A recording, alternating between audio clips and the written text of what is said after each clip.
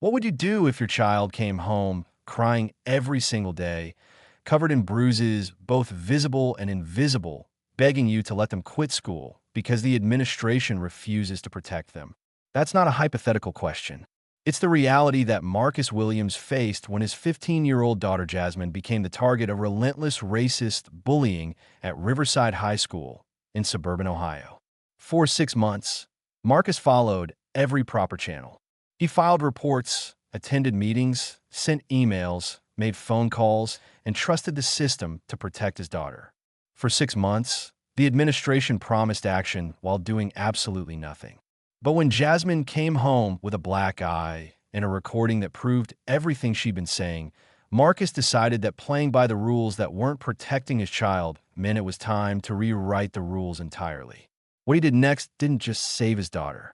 It exposed a pattern of systemic failure that was destroying black students across the entire district and sparked a movement that would force institutions to finally face the consequences of their inaction. According to the National Center for Education Statistics, black students are disproportionately affected by bullying that includes racial elements. Yet these incidents are significantly underreported and underaddressed by school administrations. A 2023 study published in the Journal of School Violence found that when black students report racist bullying, they're 43% less likely to receive meaningful intervention compared to when white students report non-racial bullying. Even more disturbing, the same study found that black students who repeatedly report harassment are often labeled as troublemakers themselves, effectively punishing victims for seeking help. This was exactly the nightmare that Jasmine Williams found herself trapped in, and it began not with physical violence, but with something far more insidious that school administrators could more easily pretend didn't exist. It started with words. Jasmine had transferred to Riverside High at the beginning of her sophomore year when her family moved for her father's job as a civil engineer. She'd been excited about the fresh start, about making new friends, about joining the debate team and the school newspaper. Riverside High had a reputation for academic excellence, diverse extracurricular programs, and what their glossy brochures called a commitment to inclusive education. What those brochures didn't mention was that black students made up less than 8% of the student population, and that the administration had a documented history of dismissing complaints about racial harassment. The bullying began within the first 2 weeks of school. A group of students led by a senior named Brandon Mitchell started with microaggressions that adults could easily dismiss as jokes or misunderstandings. Comments about Jasmine's hair, questions about whether she was admitted through affirmative action, jokes about her bringing fried chicken to lunch. When Jasmine reported these incidents to her homeroom teacher, Mrs. Peterson, she was told that teenagers make inappropriate jokes and she needed to develop thicker skin. When she went to the vice principal, Mr. Harrison, he suggested she was being oversensitive and perhaps misinterpreting harmless social awkwardness. The message was clear from the start. Whatever was happening to Jasmine, the adults in charge had already decided it wasn't worth their attention or intervention. But Brandon and his friends interpreted the administration's inaction as permission to escalate. The verbal harassment became more aggressive. They started calling Jasmine racial slurs in the hallways between classes. They created fake social media accounts to send her threatening messages. They spread rumors about her that were explicitly racist and sexually demeaning. They made monkey noises when she walked past them in the cafeteria. Every single day brought new humiliation, new cruelty, new reminders that she was being targeted for the color of her skin and that no one with power cared enough to stop it. Jasmine tried to handle it on her own at first. She didn't want to worry her parents. She didn't want to be seen as weak or unable to cope. She told herself what victims of bullying often tell themselves, that if she just ignored it, if she just didn't react, the bullies would eventually get bored and move on to someone else. But racist bullying doesn't work that way. The cruelty isn't about getting a reaction. It's about asserting dominance, about reinforcing hierarchies, about making sure the victim knows their place. And when Jasmine stopped reacting visibly, Brandon and his friends didn't lose interest. They got more creative and more vicious in their attacks. 3 months into the school year, the harassment turned physical. Brandon started deliberately bumping into Jasmine in crowded hallways, knocking her books out of her hands. His friends would surround her locker between classes, blocking her access until she was late to class and received detention. During gym class, a basketball mysteriously hit Jasmine in the face hard enough to give her a bloody nose, and when she reported it, the coach said it was an accident that happens in sports. The bruises started appearing regularly. A shove into a locker here, a trip in the stairwell there. Nothing dramatic enough to require hospitalization, but constant enough to keep Jasmine in a perpetual state of fear and hypervigilance. That's when Jasmine finally told her parents everything. Marcus and his wife Diane listened with growing horror as their daughter, tears streaming down her face, described 6 months of escalating racist abuse. She showed them screenshots of the messages. She named the students involved. She explained that she'd reported incidents multiple times to teachers and administrators and been dismissed every single time. Marcus felt rage unlike anything he'd experienced in his life. His daughter, his brilliant, kind, ambitious daughter, had been suffering alone while the adults paid to protect her actively chose to look away. The next morning, Marcus took off work and went to the school with Diane. They requested an immediate meeting with Principal Dorothy Walsh. After waiting an hour in the office, they were finally ushered into her office, where Principal Walsh greeted them with the kind of strained patience that suggested she viewed concerned parents as inconveniences rather than partners in education. Marcus presented everything methodically: the timeline of incidents, the names of students involved, the documentation of previous reports that had been ignored, the screenshots of racist messages, the photos of bruises on Jasmine's arms and legs. He spoke calmly and clearly, laying out a case that would have been undeniable to anyone actually interested in seeing the truth. Principal Walsh listened with a neutral expression that never changed regardless of what evidence was presented. When Marcus finished, she leaned back in her chair and delivered a response that had clearly been prepared in advance for exactly this type of meeting. She expressed sympathy for what Jasmine was experiencing while simultaneously questioning whether the incidents were as severe as described. She suggested that teenager social dynamics were complicated and that sometimes students misinterpret jokes or accidents as intentional harassment. She pointed out that Brandon Mitchell was an honor student and varsity athlete with no history of disciplinary problems, which seemed to matter more to her than Jasmine's documented injuries and distress. She claimed the school took all bullying seriously, but had to be careful about accusations that could damage a student's reputation and college prospects. The subtext was impossible to miss. Brandon's future mattered. Jasmine's suffering did not. Marcus asked directly what the school planned to do to protect his daughter. Principal Walsh offered vague promises about monitoring the situation and speaking to the students involved. When Marcus pushed for specific disciplinary action, she became defensive and accused him of demanding preferential treatment. When he mentioned that the harassment was explicitly racist, she bristled and said the school didn't tolerate racism and that he was making serious accusations without proof despite the documented slurs and messages he'd just shown her. The meeting ended with nothing resolved and Marcus and Diane feeling defeated and dismissed. But they weren't ready to give up. They filed a formal complaint with the district superintendent's office. They documented every new incident meticulously. They reached out to other black families at the school and discovered their children had similar experiences with racist bullying that the administration ignored. They found that multiple families had filed complaints over the years and that every single one had been buried under bureaucratic processes that went nowhere. The pattern was clear and damning. Riverside High had a systemic problem with racist bullying and an administration that actively protected bullies rather than victims. 2 weeks after that initial meeting, the situation exploded in a way that could no longer be ignored or dismissed. Jasmine was in the school parking lot after debate team practice, walking to where her mother was supposed to pick her up. Brandon and 3 of his friends surrounded her. They started with their usual verbal harassment, but this time Brandon escalated to physical violence. He shoved Jasmine hard enough that she fell and hit her head on the concrete. While she was on the ground, dazed and frightened, they stood over her laughing and filming the assault on their phones. Brandon leaned down and said loud enough for the video to capture it that this is what happens to people who don't know their place, and that maybe she should go back to whatever ghetto she came from. What Brandon didn't know was that Jasmine had started carrying her phone with an audio recording app running whenever she was at school. Her father had suggested it after the administration dismissed her previous reports, wanting documentation that couldn't be denied. So while Brandon and his friends were filming their own version of the assault as entertainment, Jasmine's phone was recording clear audio of everything they said, including the explicit racial slurs and the admission that this was part of an ongoing campaign of harassment.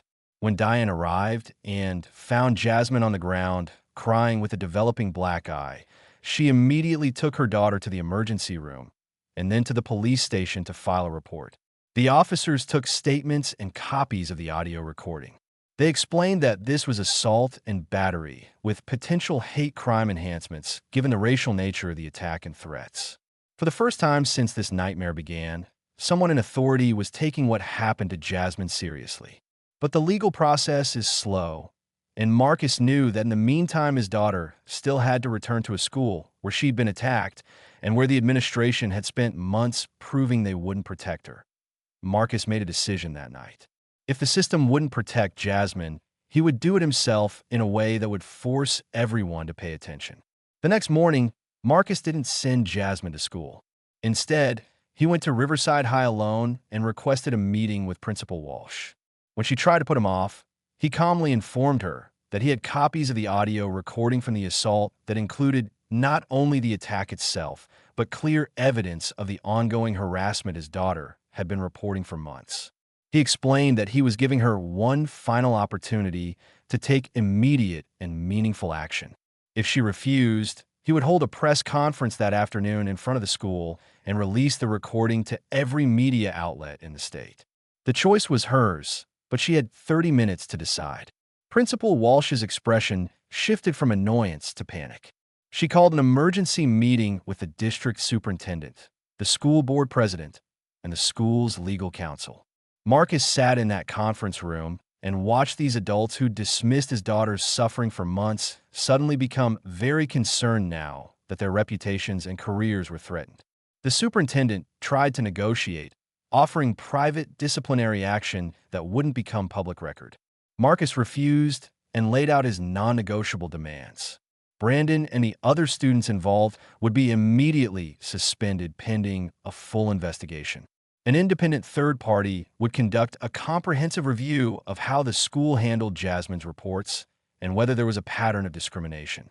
The school would implement mandatory anti-racism training for all staff and students. Most importantly, the school would publicly acknowledge their failure to protect Jasmine and commit to policy changes that would prevent this from happening to other students. The administrators tried to push back, arguing that public acknowledgement would damage the school's reputation. Marcus looked each of them in the eye and said something that would later be quoted in dozens of news articles. He said that their reputation was already damaged by the reality of what they'd allowed to happen under their watch, and that the only question was whether they wanted to be known as the school that failed a student or as the school that learned from their failure and committed to doing better. He told them that he understood they were worried about lawsuits and bad publicity, but that his daughter's safety and dignity were worth more than their comfort. He reminded them that Jasmine was one student they knew about, but that his conversations with other black families suggested there were dozens of students suffering similar treatment in silence. He finished by checking his watch and informing them they had 15 minutes left before he walked out that door and went straight to the media. The threat worked. Within the hour, Brandon Mitchell and his 3 accomplices were suspended. The school issued a public statement acknowledging that a serious incident had occurred and that they were conducting a thorough investigation. They committed to bringing in anti-bias consultants and reviewing their bullying prevention policies. It wasn't everything Marcus wanted, but it was more progress than 6 months of following proper channels had achieved. But Marcus wasn't satisfied with just protecting his own daughter. He'd spent weeks talking to other black families and hearing their stories. He'd learned about students who dropped out because of racist bullying, students who developed anxiety and depression, students whose academic performance suffered because they spent more energy surviving school than learning. Marcus organized these families, and together they filed a federal civil rights complaint against the school district. They argued that the district's pattern of ignoring racist harassment created a hostile environment that denied black students equal access to education in violation of Title VI of the Civil Rights Act. The complaint was detailed and devastating, documenting dozens of incidents over multiple years where black students reported racist bullying and were dismissed, blamed, or punished for speaking up. The complaint caught the attention of state education officials and civil rights organizations. The NAACP Legal Defense Fund took on the case.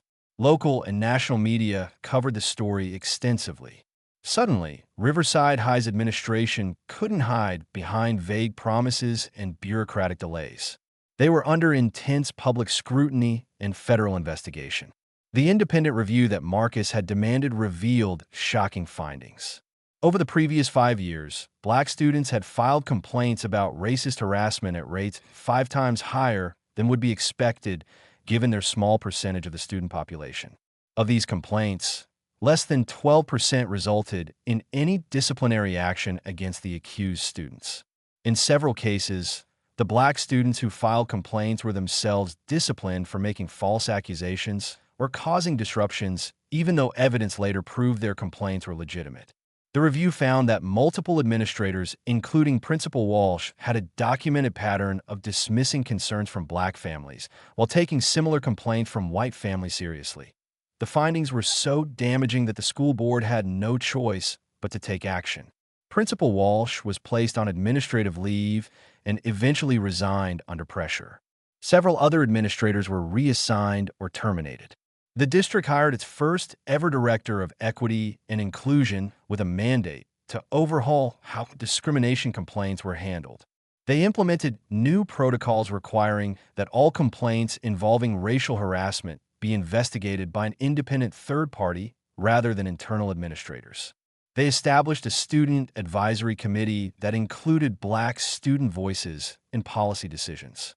They brought in national experts to train staff on recognizing and addressing racism in schools. These changes didn't happen because the district suddenly developed a conscience. They happened because Marcus Williams refused to let his daughter's suffering be dismissed and because he fought not just for Jasmine, but for every black student in that district. His actions forced a reckoning that was decades overdue. As for Brandon Mitchell and his friends, they faced consequences for the first time in their lives. Brandon was expelled and faced criminal charges for assault and ethnic intimidation. His college athletic scholarship offers were rescinded. His friends received lengthy suspensions and mandatory counseling. Some people argued that ruining these young men's futures was too harsh a punishment. Marcus's response, shared in a powerful op-ed in the local newspaper, was that these weren't good kids who made one mistake, but rather students who'd engaged in months of calculated racist violence, and that real consequences were the only way they'd learn that such behavior was unacceptable. The most meaningful change, though, came from the students themselves. A coalition of black students, supported by allies from all backgrounds, formed the Riverside Student Action Committee. They organized walkouts demanding continued reforms. They created peer support networks for students experiencing harassment. They pushed for curriculum changes to include more diverse voices and honest discussions about racism. They refused to let the adults in charge return to business, as usual, once the media attention faded. 1 year after the assault in the parking lot, Jasmine Williams stood at school assembly and addressed her classmates and teachers. She talked about the trauma of being targeted for her race and the additional trauma of having adults she trusted for protection actively choose to do nothing. She described the isolation of feeling like she was completely alone and the fear that made her dread going to school every single day. But she also talked about hope, about the changes that had happened because her father refused to accept injustice, about the coalition of students working to make Riverside a better place, about the importance of speaking up even when it feels like no one is listening, because eventually someone will listen, and when they do, the truth becomes undeniable. Her speech received a standing ovation and was shared widely on social media. Dozens of students approached her afterward to thank her and to share their own experiences with bullying and discrimination. Teachers apologized for not seeing or believing what she'd gone through. The assembly became a turning point where the culture of the school began to genuinely shift from one of denial to one of accountability. Today, Jasmine is thriving. She's a senior now, serving as editor of the school newspaper, where she writes extensively about social justice issues. She's been accepted to several prestigious universities and plans to study law with the goal of fighting for student civil rights. She still carries trauma from what she experienced, and she's open about being in therapy to process that trauma, but she's also found purpose in using her experience to help others. River represents not just the relationship between Jasmine and her father, but the broader lesson that sometimes love means fighting systems that fail the people you care about. Marcus Williams could have pulled Jasmine out of Riverside High and enrolled her somewhere else. Many parents in his situation do exactly that, choosing to protect their individual child, even if it means the systemic problems continue for others. But Marcus understood that running away wouldn't solve the underlying issue. Other black students would continue suffering the same treatment. The administration would continue ignoring complaints. The culture of racism would remain unchallenged. So he fought not just for Jasmine, but for every student who came after her.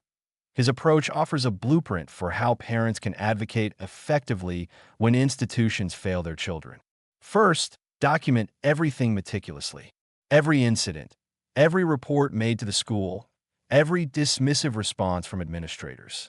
Documentation creates an undeniable record that's hard to gaslight or dismiss.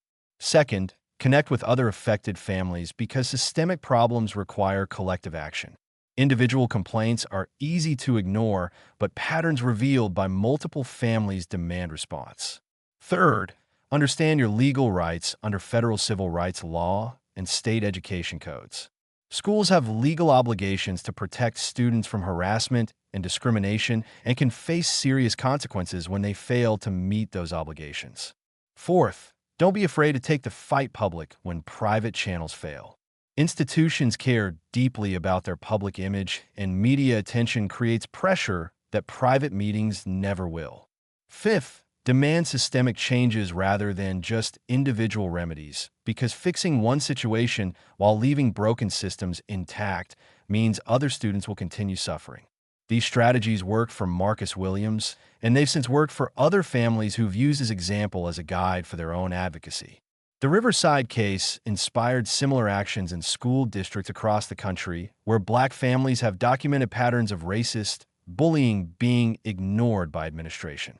Some of these cases are still working through the legal system, while others have resulted in significant policy changes and administrative accountability. The broader impact extends beyond individual school district to national conversations about how schools handle racist bullying and what accountability looks like when institutions fail students. Education policy organizations have used the Riverside case as a case study in how not to handle discrimination complaints and what reforms are necessary.